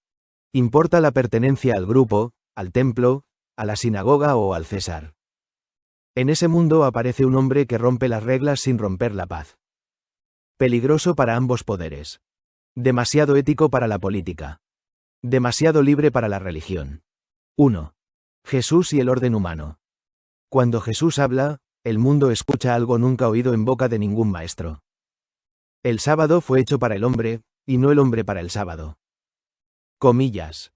Con esta frase derriba un edificio entero construido sobre legalismos. Lo que dice, traducido al siglo XXI, es: la vida humana es anterior a cualquier institución. La dignidad humana no es negociable. La ley debe estar al servicio del individuo, no al revés. Esto es exactamente lo que usted sostiene desde hace tiempo. La autoridad natural es la única, la inteligencia humana debe servir al individuo, no someterlo. Jesús formula esa idea en un mundo donde ese pensamiento podía costar la vida. 2. La revolución ética sin armas. Jesús no organiza ejércitos. No recluta jóvenes. No levanta milicias contra Roma. Pero predica algo más transformador que cualquier espada. Que todos los individuos nacen iguales ante Dios. No iguales por acta legislativa, no iguales por decreto imperial, no iguales por pertenencia a un grupo, sino por naturaleza. Esto es, históricamente, explosivo. En un imperio sostenido por esclavos, en un templo sostenido por jerarquías de pureza, Jesús dice que el reino pertenece a los pobres, a los mansos, a los que lloran, a los perseguidos, a los excluidos. Jesús invierte la lógica evolutiva del poder humano. Los dominantes ya no son los superiores. La autoridad se redefine como servicio. Y no es una idea abstracta. Jesús la encarna. 3. El choque con el sistema político. Las autoridades políticas ven en él algo inquietante. Grandes multitudes. Un líder carismático.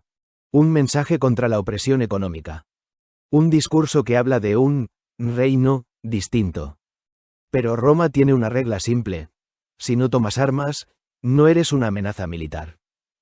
Jesús, sin embargo, amenaza algo más profundo: la legitimidad moral del sistema. Cuando desenmáscara la hipocresía política, lo hace con precisión quirúrgica. Los poderosos gobiernan tiranizando.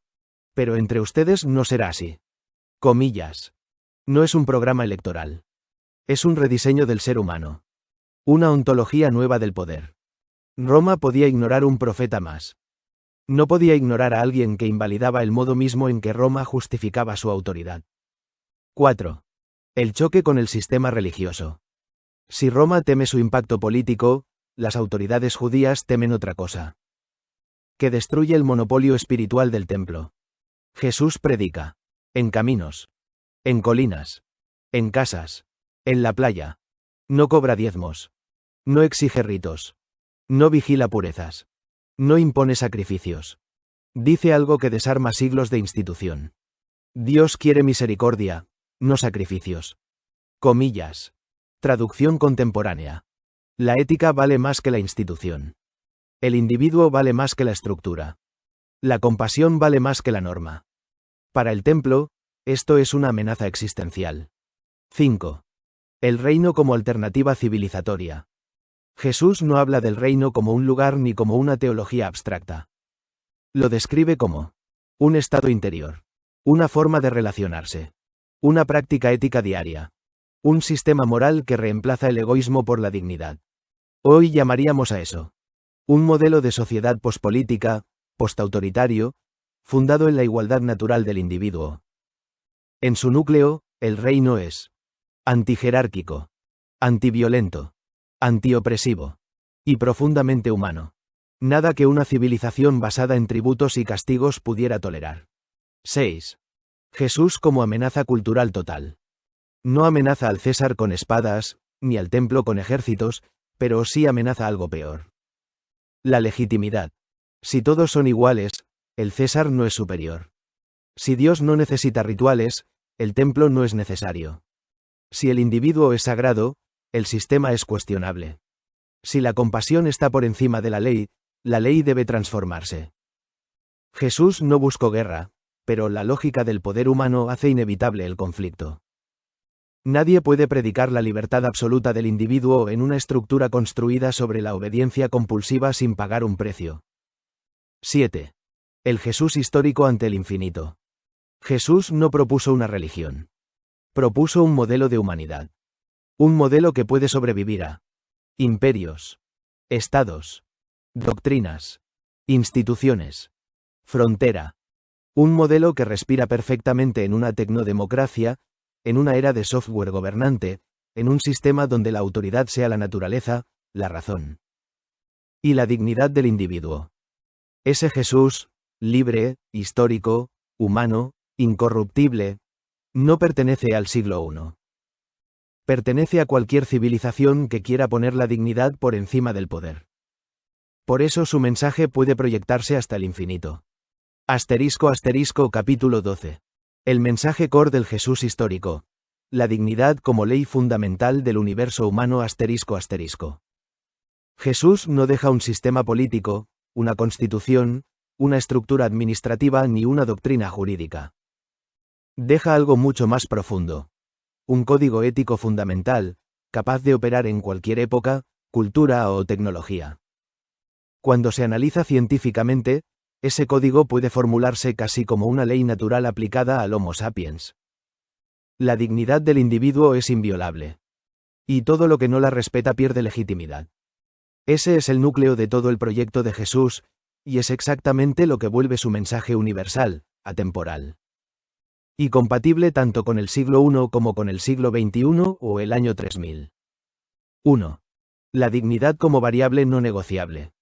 En el mundo antiguo, la dignidad es relativa. Los romanos valen más que los bárbaros. Los hombres valen más que las mujeres. Los libres más que los esclavos. Los puros más que los impuros. Los ricos más que los pobres. Jesús cancela ese sistema de valores de un solo golpe. Todos ustedes son hermanos. Comillas. Dicho en términos contemporáneos. No existe superioridad natural entre humanos. Cada individuo es un fin en sí mismo. Un absoluto ético. Una chispa de lo divino, aunque jamás se declara así en términos teológicos complejos. No es una frase religiosa. Es una revolución antropológica. 2. El individuo como centro del reino. Jesús propone un reino, pero lo ubica adentro del ser humano. El reino está entre ustedes. El reino está dentro de ustedes. Comillas. Esto es extraordinario. No es un país, no es un templo, no es una institución, no es un sistema político, no es un sistema militar. Es un estado interior de dignidad activa. Una plataforma moral para la especie. Una arquitectura ética incrustada en el individuo. Si hoy lo explicáramos en lenguaje tecnológico. Es un software ético universal. Corre en cualquier hardware humano. No necesita actualizaciones institucionales. No requiere intermediarios. Se activa con prácticas de compasión, justicia y verdad. Así de avanzado fue Jesús. 3. El amor como ecuación civilizatoria. Cuando Jesús habla de amor, no habla de emoción. Habla de una fuerza estructural que regula las relaciones humanas. Ama a tu prójimo como a ti mismo. Comillas. No es sentimental. Es matemático. Coloca al otro en el mismo nivel que uno mismo. En términos de ética natural. Es la igualdad expresada como acción. La compasión, para Jesús, no es un símbolo religioso. Es un mecanismo evolutivo. Un sistema donde la cooperación reemplaza al dominio, la paz reemplaza al conflicto, la verdad reemplaza a la manipulación. Jesús detecta algo que hoy confirma la neurociencia social. El ser humano prospera más en cooperación que en jerarquía coercitiva. Él lo convierte en ley moral. 4. La inversión de la escala de valores. Jesús cambia las posiciones en la pirámide social. Los primeros serán últimos. Los últimos serán primeros. No porque haya un deseo de venganza o revancha, sino porque pone la dignidad por encima del privilegio. En el sistema de Jesús. Los pobres no son descartables. Los enfermos no son impuros. Los pecadores no son irrecuperables. Las mujeres no son inferiores. Los extranjeros no son enemigos. Es el único proyecto en la historia antigua que ve al ser humano antes que a su categoría. Esto lo convierte en enemigo natural de toda estructura que dependa de categorías rígidas. 5. Jesús como crítico radical del poder. Jesús no propone revoluciones violentas. Pero tampoco defiende el orden establecido. Su crítica es tan profunda que desactiva los cimientos del poder humano. Condena la hipocresía institucional. Denuncia la explotación económica, desenmáscara la manipulación religiosa. Expone la corrupción del poder. Invierte la lógica de dominación. En una frase resume su visión política. El que quiera ser el primero, que sea servidor de todos.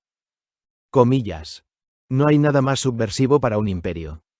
Es la abolición teórica de toda tiranía. 6. El mensaje hacia el futuro. Una ética sin fecha de expiración. Lo más sorprendente del Jesús histórico es que su mensaje no depende del templo. No depende de Roma. No depende de Israel. No depende de frontera. No depende de idiomas. No depende de tecnologías. No depende de doctrinas.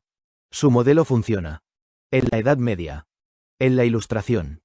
En sociedades industriales. En democracias. En tecnocracias. En futuros basados en inteligencia artificial. ¿Por qué? Porque su núcleo es universal. La dignidad es superior al poder. La compasión es superior a la violencia. La verdad es superior a la manipulación. La libertad es superior a la autoridad humana. Esto lo convierte en el único proyecto ético que sobrevive desde el siglo I hasta el infinito, sin necesidad de reinterpretaciones forzadas. 7. El Jesús histórico como fundamento de una civilización futura. Si una sociedad futura, como la que usted propone, quisiera eliminar la pobreza, erradicar la guerra, liberar al individuo, abolir la explotación, automatizar la toma de decisiones, basarse en la igualdad natural del Homo sapiens, entonces el modelo ético más sólido disponible proviene exactamente del Jesús histórico. Su mensaje es compatible con una tecnodemocracia global, un software de toma de decisiones sin intereses, una sociedad sin jerarquías coercitivas, una economía estable con renta básica, un mundo sin armas, una humanidad unificada por valores naturales universales. Jesús es el único pensador antiguo cuyas ideas siguen vigentes sin necesidad de adaptarlas. Estaban adelantadas 2 milenios. Capítulo 13. Jesús y la abolición de la violencia. La primera doctrina de paz universal en la historia del Homo sapiens. Este capítulo marca un punto decisivo en el libro. Por primera vez en la historia humana, un individuo formula una ética completa de no violencia activa, no fundada en miedo, superstición, obediencia o pasividad, sino en una visión científica y moral de lo que es el ser humano. Hasta Jesús, la violencia era el lenguaje universal del poder. El imperio avanzaba con legiones. Los reyes defendían su trono por la espada. Las tribus sobrevivían guerreando. Las religiones castigaban la desobediencia.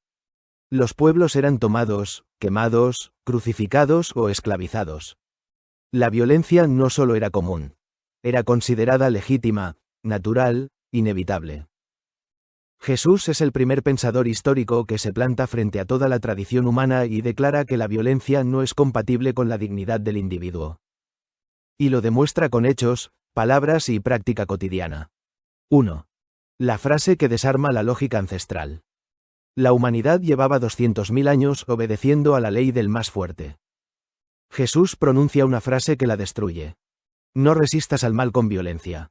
Comillas. En griego es aún más radical. No respondas al mal mediante antivoluntad agresiva. Esto no significa ser pasivo, ser cobarde, dejarse humillar, permitir la injusticia. Significa algo mucho más revolucionario. Combatir el mal sin convertirse en él. Esto es exactamente lo que la humanidad aún no ha aprendido. 2. El otro golpe en la teoría del poder. Amar incluso al enemigo. Jesús da el paso que ninguna filosofía anterior dio. Amen a sus enemigos. Comillas. En lenguaje moderno. No permitan que el agresor determine su comportamiento. No respondan con su misma lógica. No entreguen el control de su moral al violento. Esto es extraordinario. Es la cancelación psicológica del dominio. Es la disolución del poder por imitación. Es la invención de un paradigma que se adelantó a Gandhi, Martin Luther King, Tolstoy, Mandela, la ciencia contemporánea del conflicto. Todos ellos bebieron del mismo manantial. Jesús formuló la teoría matriz. 3. Contexto histórico. La violencia era obligatoria. Para entender lo revolucionario del mensaje, hay que ver el mundo en el que lo pronunció. Los romanos crucificaban en masa. Judas el Galileo había iniciado una revuelta violenta. Los celotes estaban organizando guerrillas urbanas. Los samaritanos eran asesinados por disputas religiosas. Los sicarios apuñalaban a romanos en las calles. La población judía estaba sometida a impuestos intolerables. Jesús aparece en un contexto donde la violencia era vista como deber moral. Él pronuncia: los que toman la espada, por la espada morirán. Comillas. No es teología, es la primera formulación ética del principio de escalamiento violento, que hoy estudian politólogos, psicólogos sociales y expertos en conflicto. Jesús lo anticipó 2 milenios. 4. La no violencia activa como método político. Jesús no propone resignación. Propone un método nuevo. 4,1. Responder con dignidad superior. Si te golpean en una mejilla, presenta también la otra. Comillas. El gesto no es sumisión. Es romper el circuito mental del agresor. Es mostrar que no controla tu identidad. Es declarar que su acto no puede transformarte en reflejo de su violencia. 4,2. Desarmar al opresor por sobrecarga moral. Si te obligan a llevar una carga 1 milla, llévala 2. Comillas. Este acto no es obediencia. Es invertir la relación de poder. El opresor queda moralmente expuesto, indefenso ante la dignidad del oprimido.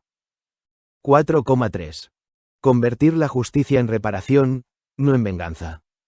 Jesús rompe la cadena de retaliación, ojo por ojo, y propone la justicia restaurativa, siglos antes de que las ciencias jurídicas la descubran. La no violencia de Jesús es estratégica, profundamente política, y extraordinariamente moderna. 5. El fin de la guerra como proyecto civilizatorio. Jesús declara explícitamente: la paz les dejo, mi paz les doy, no como la da el mundo. Comillas. Para Roma, la paz, pax romana, era orden militar, la paz del imperio sostenida por legiones.